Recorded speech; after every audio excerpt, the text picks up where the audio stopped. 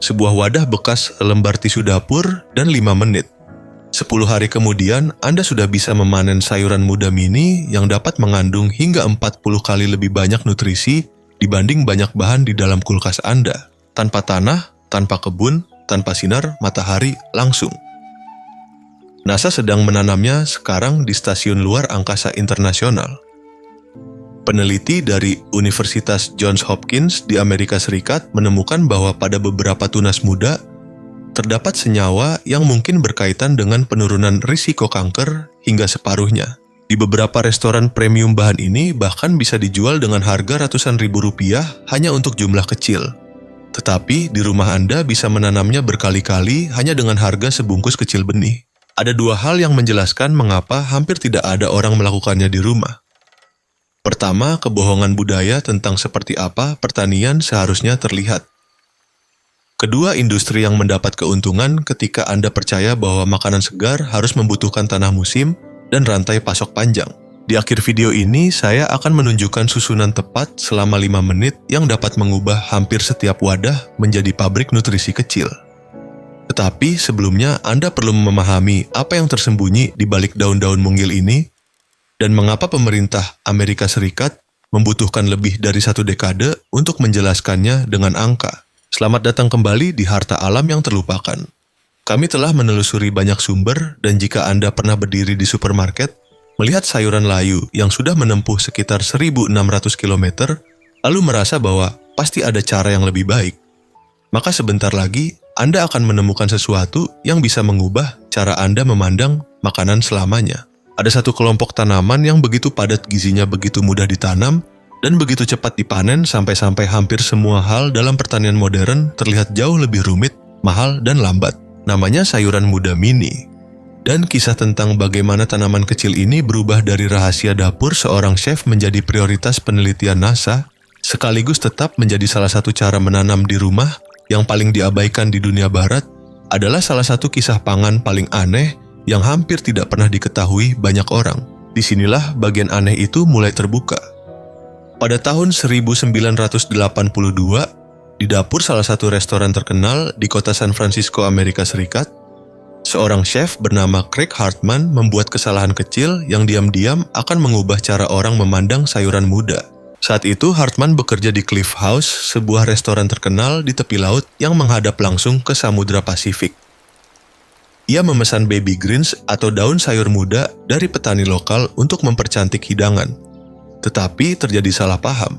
Yang datang bukan baby greens, yang datang justru bibit sayur kecil, tanaman mungil setinggi kira-kira 25 cm seperti versi mini dari sayuran dewasa yang kelak akan tumbuh besar.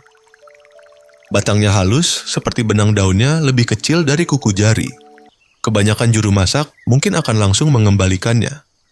Tetapi Hartman melakukan hal sebaliknya. Ia mencicipinya. Dan rasanya menghantam lidahnya dengan sesuatu yang sama sekali tidak ia duga. Pekat, kuat, terpusat. Satu helai kecil dari lobak muda punya rasa pedas yang lebih terasa daripada lobak dewasa. Satu tunas kecil, kemangi punya aroma yang lebih kuat daripada satu tangkai tanaman kemangi dewasa. Seolah-olah ada orang yang mengambil rasa dari sayuran berukuran normal, lalu memadatkannya ke dalam daun kecil seukuran kuku. Hartman langsung paham. Ini bukan kesalahan, ini penemuan.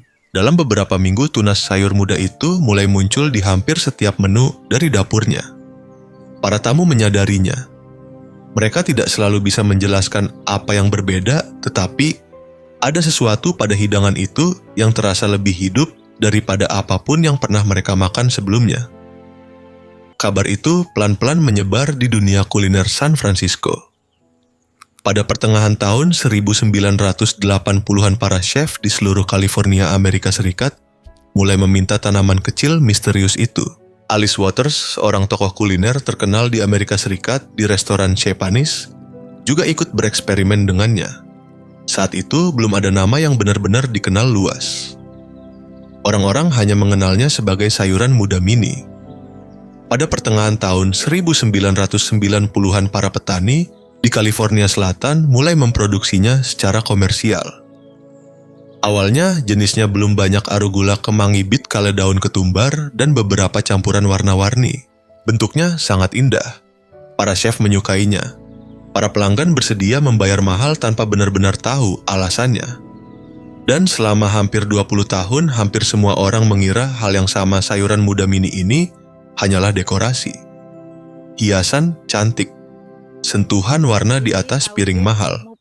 Tidak ada yang mengajukan pertanyaan paling sederhana. Sebenarnya apa yang ada di dalam daun-daun sekecil ini? Pertanyaan itu menggantung begitu lama sampai tahun 2012 ketika Departemen Pertanian Amerika Serikat (USDA) akhirnya memutuskan untuk mengukurnya. Dan apa yang mereka temukan seharusnya membuat jauh lebih banyak orang terkejut. Para peneliti yang bekerja sama dengan Universitas Maryland di Amerika Serikat dan Layanan Penelitian Pertanian milik USDA akhirnya membuat sebuah percobaan yang sebenarnya sangat sederhana. Bahkan jika dipikir sekarang terasa aneh mengapa penelitian seperti ini tidak dilakukan jauh lebih awal. Saat itu, sebagian besar orang masih menganggap sayuran muda kecil hanya sebagai hiasan restoran mahal. Hampir tidak ada yang benar-benar percaya bahwa tunas sekecil itu bisa menyimpan nutrisi dalam jumlah yang jauh lebih tinggi dibanding sayuran dewasa. Mereka membeli 25 jenis sayuran muda mini yang dijual secara komersial. Lalu mereka mengukur kandungan vitamin dan antioksidan di dalam tunas-tunas kecil itu, kemudian membandingkannya dengan data sayuran dewasanya di basis data nutrisi USDA. Hasil penelitian itu dipublikasikan pada Agustus 2012 di Journal of Agricultural and Food Chemistry. Dan sejujurnya hasilnya seharusnya mengubah banyak hal. Daun pertama dari tanaman muda, yaitu daun kecil yang baru muncul saat awal tumbuh, ternyata memiliki kepadatan nutrisi yang jauh lebih tinggi dibanding daun dewasa dari tanaman yang sama. Pada tahap awal inilah tanaman sedang tumbuh sangat cepat, sehingga banyak senyawa pelindung dan energi alami terkonsentrasi di dalam bagian kecil tersebut. Bukan sedikit lebih tinggi. Dalam banyak kasus kandungannya 4-40 kali lebih pekat. Dan disinilah angka-angka yang terdengar hampir seperti cerita berlebihan mulai muncul. Tunas kubis merah yang dipanen sekitar hari ke-10 menunjukkan kandungan vitamin E hingga 40 kali lebih tinggi dibanding kubis merah dewasa. Tunas kecil yang sama juga memiliki vitamin K sampai 69 kali lebih banyak dibanding versi dewasanya. Ini bukan sekadar klaim iklan. Angka-angka ini benar-benar diukur dan dipublikasikan. Supaya lebih mudah dipahami, kita bukan sedang membicarakan peningkatan kecil. Ini perbedaan yang sangat besar. Tetapi anehnya hampir tidak ada orang yang benar-benar mendengarnya. Bahkan para penelitinya sendiri merasa terkejut. Salah satu mahasiswa yang ikut mencoba semua jenis tunas sayur selama penelitian itu mengatakan bahwa banyak di antaranya ternyata sangat enak dimakan. Ia bahkan menyarankan agar sayuran muda ini digunakan untuk menambah rasa pada sandwich sup dan salad. Dan mungkin disinilah bagian yang paling menarik. Banyak orang mengira makanan sehat selalu harus mahal, rumit, atau sulit disiapkan. Tetapi penelitian ini justru menunjukkan sesuatu yang jauh lebih sederhana. Terkadang tanaman yang paling kecil menyimpan konsentrasi nutrisi paling besar. Tetapi ada satu detail yang jauh lebih penting dan hampir tidak pernah dibahas orang. Tim peneliti menemukan bahwa beberapa tunas yang tumbuh dalam kondisi benar-benar gelap memiliki kandungan vitamin dan karotenoid yang jauh lebih rendah. Namun ketika tanaman kecil itu mulai menerima cahaya, kandungannya naik dengan sangat jelas. Cahayalah pemicunya. Artinya hanya dengan memindahkan satu wadah kecil dari tempat gelap ke tempat terang, sesuatu yang mungkin hanya memakan waktu 3 detik, Anda bisa mengubah tunas biasa menjadi tanaman kecil dengan kepadatan nutrisi yang jauh lebih tinggi. Hanya beberapa detik saja. Dan tanaman itu mulai mengaktifkan proses yang tidak bisa terjadi dalam kegelapan. Di tahap inilah banyak orang mulai sadar bahwa tanaman sebenarnya jauh lebih aktif daripada yang kita kira. Mereka terus merespons cahaya, suhu, dan lingkungan di sekitarnya, bahkan sejak ukurannya masih sangat kecil. Lalu bagian aneh berikutnya mulai muncul. Penelitian tahun 2012 itu sempat mendapat sedikit perhatian di media. Tetapi setelah itu semuanya kembali sunyi. Tidak ada gerakan besar. Tidak ada program nasional yang mengatakan bahwa ini penting. Tidak ada kantin sekolah yang penuh dengan sayuran muda kecil ini. Salah satu penemuan nutrisi paling menarik pada masanya datang hampir seperti bisikan kecil. Tetapi penelitian tidak berhenti. Justru semakin berkembang. Dan hal berikutnya bahkan lebih mengejutkan. Di kota Baltimore, Amerika Serikat, seorang ahli farmakologi dari Universitas Johns Hopkins bernama Paul Talalay sudah bertahun-tahun tertarik pada satu ide sederhana pencegahan. Menurutnya, selama jutaan tahun, tumbuhan mengembangkan senyawa alami untuk melindungi diri dari kerusakan pada DNA. Dan jika senyawa itu bisa ditemukan, mungkin tubuh manusia juga bisa mendapatkan manfaat perlindungan yang sama. Pada awal tahun 1990-an timnya berhasil mengisolasi satu senyawa penting dari brokoli yang disebut sulforafane, senyawa yang dikenal berkaitan dengan sistem pertahanan dan proses detoksifikasi alami tubuh. Penemuan itu sempat menjadi berita besar, tetapi bagian paling penting untuk cerita ini sebenarnya terjadi setelahnya. Pada tahun 1994, rekan Talalay bernama Jed Fahey melakukan sesuatu yang hampir tidak terpikirkan orang lain. Ia tidak meneliti brokoli dewasa. Ia justru meneliti tunas brokoli yang masih sangat muda. Dan hasilnya masih sering dikutip sampai hari ini. Tunas brokoli muda ternyata dapat mengandung sulforafan 20-50 kali lebih banyak dibanding brokoli dewasa. 20-50 kali lebih tinggi pada tunas kecil yang bahkan bisa Anda tanam sendiri di dapur rumah. Semakin muda tahap pertumbuhannya, semakin tinggi pula aktivitas biologis yang terjadi di dalam tanaman itu. Karena pada masa awal inilah tanaman sedang membangun sistem pertahanannya sendiri untuk bertahan hidup. Lalu muncul data lain yang jika didengar sekilas terdengar hampir sulit dipercaya. Beberapa penelitian di Cina menunjukkan bahwa sulforafane dari tunas brokoli dapat membantu meningkatkan pembuangan benzena, yaitu zat berbahaya yang dikenal terdapat pada asap rokok, hingga 61%. Saya tidak mengatakan ini obat ajaib. Saya juga tidak mengatakan ini menyembuhkan penyakit. Tetapi penelitian-penelitian serius memang menunjukkan bahwa pada tahap awal pertumbuhannya tunas muda dapat menyimpan senyawa aktif dalam jumlah yang mengejutkan, bahkan bagi lembaga penelitian besar sekalipun. Sekarang muncul satu pertanyaan yang seharusnya membuat kita penasaran. Jika semua ini memang nyata, jika angka-angka ini sudah dikenal selama puluhan tahun lalu, mengapa hampir tidak ada orang yang membeli tunas brokoli muda seperti ini setiap hari? Coba masuk ke supermarket manapun dan perhatikan. Anda mungkin tidak perlu memakai dua tangan untuk menghitung berapa banyak orang yang benar-benar mengambil sayuran muda kecil ini. Sebaliknya, yang jauh lebih mudah ditemukan adalah rak penuh makanan instan dan makanan olahan suplemen dalam botol plastik, dan sayuran yang sudah menempuh perjalanan sangat jauh sebelum sampai ke tangan pembeli. Selama perjalanan itu, kandungan nutrisinya perlahan ikut menurun seiring waktu. Banyak orang bahkan tidak sadar bahwa semakin lama sayuran disimpan setelah dipanen, semakin banyak pula vitamin tertentu yang perlahan berkurang. Karena itulah, kesegaran sebenarnya bukan hanya soal rasa, tetapi juga soal nilai gizi yang masih tersisa saat makanan itu akhirnya dimakan. Bagian sayuran muda kecil kalau memang tersedia biasanya hanya sedikit. Harganya juga sering dibuat terasa seperti barang premium. Seolah-olah ini adalah kemewahan kecil, bukan sesuatu yang sebenarnya bisa membantu orang menjadi lebih mandiri dalam urusan makanan. Lalu, bagaimana keadaan seperti ini bisa terjadi? Jawabannya bukan teori konspirasi seperti di film-film. Yang terjadi lebih rumit daripada itu. Cara dunia makanan modern berjalan memang perlahan membuat hal seperti ini jarang diperhatikan. Dan justru itu yang membuatnya terasa lebih aneh. Masalah pertama, bagi banyak orang tunas muda seperti ini tidak terasa seperti hasil pertanian pada umumnya. Sejak kecil, kita terbiasa membayangkan pertanian sebagai sawah luas ladang besar traktor, musim panen batang tinggi, dan hamparan tanaman sejauh mata memandang. Tanaman kecil yang dipotong saat tingginya bahkan belum sampai beberapa sentimeter, lalu tumbuh di wadah kecil di sudut rumah tidak cocok dengan gambaran itu. Sulit dijadikan simbol pertanian besar, tidak membutuhkan mesin besar, tidak membutuhkan banyak pupuk pestisida atau herbisida yang selama ini menggerakkan industri bernilai sangat besar. Dan setiap rupiah yang Anda hemat dengan menanam sendiri di rumah adalah rupiah yang tidak masuk ke rantai industri panjang itu.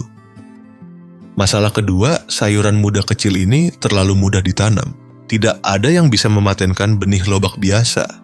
Tidak mudah membangun bisnis langganan mahal dari tisu dapur dan air keran. Dan sulit membuat jaringan distribusi bernilai miliaran rupiah untuk sesuatu yang tumbuh lebih cepat daripada waktu pengiriman paket. Justru karena terlalu sederhana, banyak orang tidak terlalu memperhatikannya. Padahal di banyak rumah orang sebenarnya sudah memiliki hampir semua yang dibutuhkan untuk mulai menanamnya. Sedikit air, sedikit cahaya, dan wadah sederhana seringkali sudah cukup untuk memulai panen kecil pertama di rumah sendiri. Jika makanan bisa tumbuh hanya dalam hitungan hari, dengan biaya sangat kecil, maka perlahan orang mulai mempertanyakan mengapa banyak sistem makanan modern terasa begitu mahal dan rumit. Masalah ketiga, tunas segar seperti ini tidak tahan lama. Di dalam kulkas umurnya hanya beberapa hari, tidak cocok disimpan terlalu lama. Tidak cocok untuk rantai distribusi panjang. Dan keadaan itu justru lebih menguntungkan orang yang menanam sendiri dibanding perusahaan besar. Pola seperti ini sebenarnya muncul juga pada banyak jenis makanan lain yang membuat jarak antara penanam dan orang yang makan menjadi lebih pendek.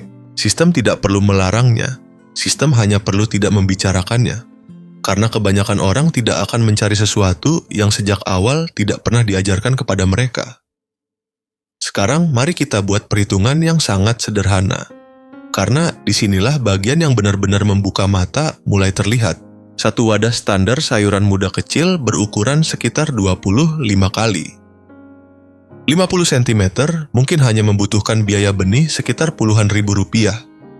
Tetapi, dari wadah kecil itu, Anda bisa menghasilkan lapisan tunas segar dengan kualitas dan kesegaran yang mampu menyaingi salad premium di supermarket. Sementara itu, satu bungkus salad campur di supermarket premium bisa berharga ratusan ribu rupiah. Padahal produk itu mungkin sudah dipanen beberapa hari sebelumnya di bawah jauh dengan pendingin, lalu perlahan kehilangan sebagian nutrisinya selama perjalanan. Pada akhirnya, selisih biayanya bisa terasa sangat besar. Dan bagian paling anehnya, atau mungkin bagian terbaiknya, tergantung bagaimana Anda melihatnya. Hampir siapapun sebenarnya bisa melakukannya sendiri di rumah. Dan tepat ketika penelitian nutrisi mulai mempublikasikan angka-angka mengejutkan itu, sekitar 400 km di atas permukaan bumi, ada kisah lain yang sedang berlangsung secara diam-diam. Pada tanggal 7 Mei 2014, NASA memasang sebuah ruang tanam kecil bernama Veggie di Stasiun Luar Angkasa Internasional. Ukurannya tidak besar, kira-kira hanya sebesar koper kabin yang biasa dibawa ke pesawat. Tujuannya sangat jelas, mencari cara menanam makanan segar di luar angkasa. Karena dalam misi yang berlangsung lama, makanan kemasan perlahan kehilangan sebagian nutrisinya. Semakin lama makanan disimpan, semakin sulit mempertahankan kesegaran alaminya. Dan para astronot tetap membutuhkan makanan segar yang nyata, sesuatu yang sulit digantikan sepenuhnya oleh makanan kering dalam kemasan. Pada tahun 2015, para astronot akhirnya memanen dan memakan selada yang tumbuh sepenuhnya di orbit luar angkasa. Itu menjadi makanan segar pertama yang dikonsumsi di luar angkasa tanpa dibawa langsung dari bumi. Dan momen itu sebenarnya bukan sekadar pertunjukan ilmiah. Itu adalah langkah teknis penting menuju misi luar angkasa yang jauh lebih panjang di masa depan, ketika setiap gram beban dan setiap sentimeter ruang menjadi sangat berharga. Dalam kondisi seperti itu, tanaman yang tumbuh cepat dan tidak membutuhkan banyak tempat menjadi jauh lebih masuk akal dibanding pertanian biasa. Dalam situasi seperti itu, tunas muda mulai terasa semakin masuk akal, karena tanaman kecil ini menawarkan sesuatu yang sulit diberikan pertanian biasa. Dalam waktu secepat itu, nutrisi tinggi dalam ruang kecil dan waktu yang singkat. Semakin lama manusia berada jauh dari bumi, semakin penting pula kemampuan menanam makanan segar secara cepat dan efisien. Dan justru disitulah tunas muda memiliki keunggulan yang sangat besar. Mereka tidak membutuhkan lahan luas, tidak perlu menunggu berbulan-bulan. Dan sebagian besar bisa dipanen hanya dalam hitungan hari, sesuatu yang sangat penting di lingkungan yang ruang dan sumber dayanya terbatas. Dan disinilah jembatan langsung menuju dapur rumah Anda mulai terlihat.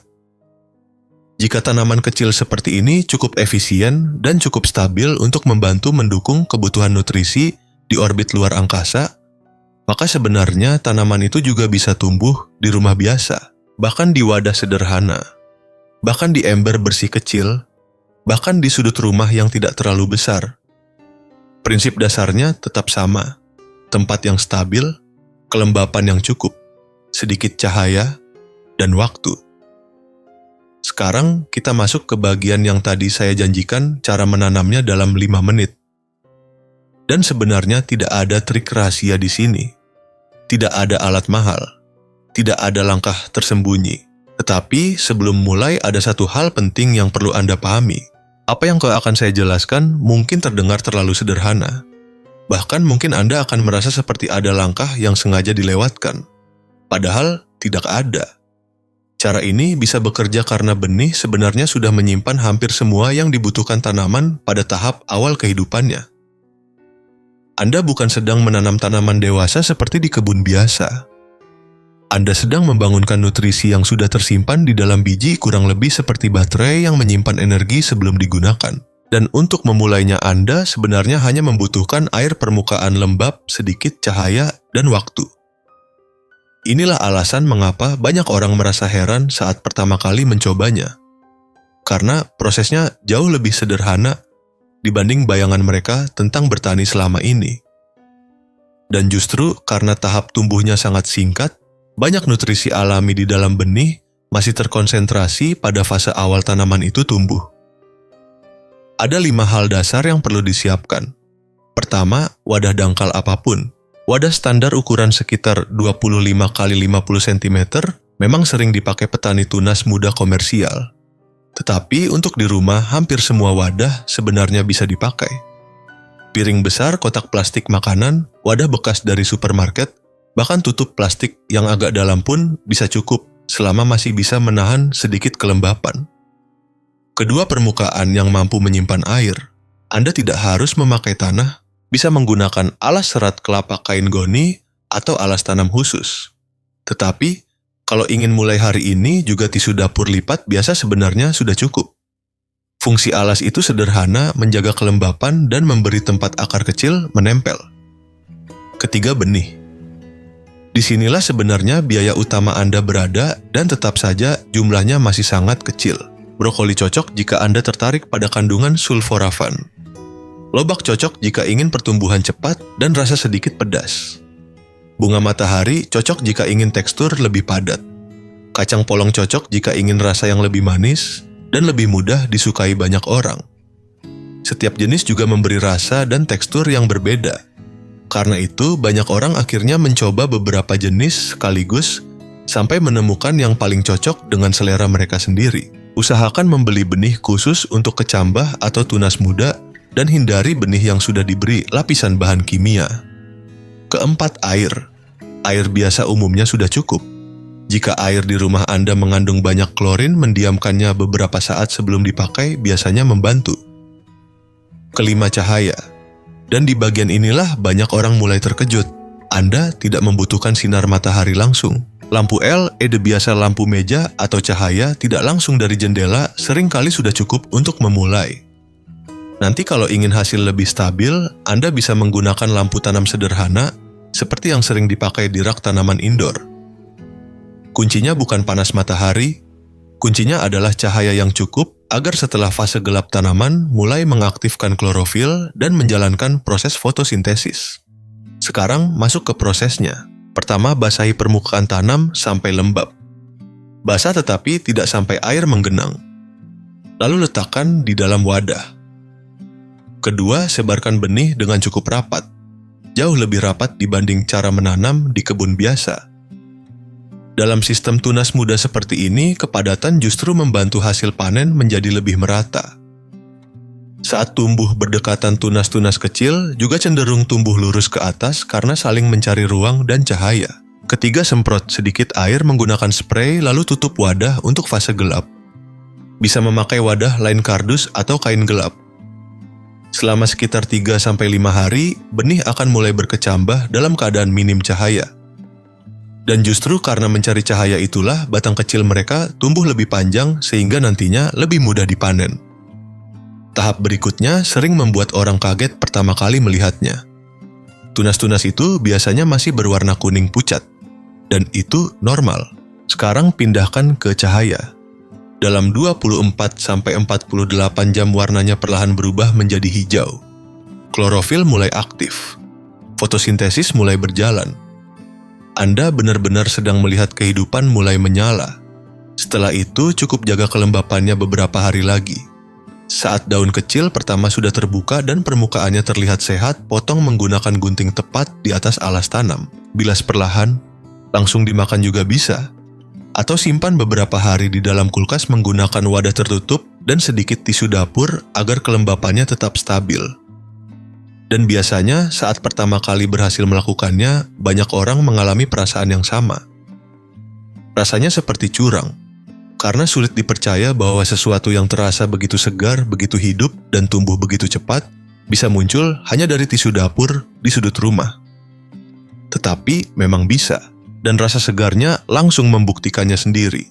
Renyah yang nyata, aroma yang nyata, kesegaran yang nyata. Dari benih sampai panen hanya sekitar 7-14 hari. Sekarang kita masuk ke bagian yang membuat semua ini mulai terasa bukan sekadar trik menarik, tetapi sebuah sistem yang bisa terus berjalan. Bayangkan ada 4 wadah kecil di satu rak sederhana. Setiap 3 hari Anda memulai wadah baru. Dalam waktu sekitar 2 minggu, Anda tidak lagi menunggu panen. Anda mulai memiliki tunas segar secara terus-menerus. Satu rak kecil, satu lampu sederhana, beberapa bungkus benih, dan siklus itu mulai berjalan sendiri. Disinilah angka yang terdengar hampir tidak masuk akal mulai muncul. Beberapa petani tunas muda komersial dengan sistem rak vertikal di ruang sekitar 5-6 meter persegi kira-kira sebesar ruang penyimpanan kecil. Mampu menghasilkan sekitar 22 kg tunas sayur muda dalam satu siklus 2 minggu. 22 kg dari ruangan kecil dalam 2 minggu. Dan angka itu sebenarnya bukan sekadar motivasi. Itu menjelaskan mengapa sistem seperti ini terasa sedikit mengganggu bagi industri makanan modern, karena perlahan cara ini mulai memutus hubungan lama antara lahan luas dan nutrisi, memutus hubungan antara musim dan kesegaran, dan mengurangi ketergantungan pada rantai distribusi panjang. Bagi orang biasa artinya sederhana. Kesegaran tidak harus selalu datang dari tempat jauh dari truk pendingin atau dari rak supermarket. Kadang kesegaran bisa dimulai dari rak kecil di rumah sendiri. Lebih dari itu, sistem kecil seperti ini membuat makanan terasa lebih dekat dengan tangan kita sendiri. Bukan hanya dibeli dibuka lalu dimakan, tetapi dilihat sejak mulai tumbuh sampai siap dipotong. Dan kalau kita kembali ke semua yang sudah dibahas sejak awal, semuanya mulai saling terhubung. USDA menemukan kepadatan nutrisi 4-40 kali lebih tinggi pada beberapa tunas muda. Pada tunas kubis merah kecil, kandungan vitamin E tercatat sampai 40 kali lebih tinggi dan vitamin K sampai 69 kali lebih tinggi dibanding versi dewasanya. Universitas Johns Hopkins menemukan bahwa tunas brokoli muda dapat mengandung sulforafane 20-50 kali lebih tinggi. Beberapa penelitian bahkan menunjukkan peningkatan pembuangan benzena sampai sekitar 61%. NASA memasang ruang tanam vegi pada tahun 2014, lalu mulai mengonsumsi hasil panennya di orbit pada tahun 2015. Dan di rumah biasa, seseorang sebenarnya bisa menghasilkan panen kecil hanya dari wadah sederhana, dengan biaya benih yang sangat rendah sementara produk serupa dijual jauh lebih mahal di supermarket. Saat semua potongan informasi itu disatukan, sayuran muda mini mulai berhenti terlihat sebagai sekadar hiasan makanan restoran. Tanaman kecil ini mulai terlihat sebagai teknologi biologis sederhana yang benar-benar praktis. Sebuah alat untuk membantu orang menjadi sedikit lebih mandiri. Mandiri bukan berarti harus berhenti membeli sayur, tetapi setidaknya Anda mulai punya satu sumber kecil yang bisa Anda kendalikan sendiri, kapan ditanam, kapan dipanen, dan seberapa segar makanan itu masuk ke piring Anda. Bagi banyak keluarga, hal kecil seperti ini juga bisa menjadi kebiasaan baru yang menenangkan. Setiap beberapa hari ada sesuatu yang tumbuh, sesuatu yang bisa dipanen, dan sesuatu yang bisa langsung masuk ke makanan harian. Dan mungkin itu juga alasan mengapa kebanyakan orang tidak pernah mendengarnya dijelaskan dengan cara seperti ini. Karena sebutir benih sebenarnya bukan hanya benih. Karena di dalamnya tersimpan informasi biologis, hasil jutaan tahun evolusi dikemas dalam sesuatu yang ukurannya bahkan lebih kecil dari sebutir biji biasa, hanya menunggu air dan cahaya untuk mulai hidup. Setiap jenis membawa karakter yang berbeda. Dan sebenarnya Anda bukan sekadar menanam tanaman. Anda sedang mengaktifkan sistem alami yang bisa terus diperbarui setiap beberapa hari. 5 menit untuk menyiapkan. Sekitar 10 hari untuk memanen. Nutrisi jauh lebih padat. Tanpa tanah luas, tanpa kebun besar, tanpa harus bergantung pada musim. Dan sekarang pertanyaan terakhirnya tinggal satu. Apakah Anda akan mulai mencobanya? Kalau video ini memberi Anda sesuatu yang bermanfaat, lanjutkan ke video berikutnya, karena kita akan membahas bagian yang lebih dalam lagi. Dan jangan lupa subscribe ke Harta Alam yang Terlupakan supaya Anda tidak ketinggalan video selanjutnya. Sampai bertemu di video berikutnya.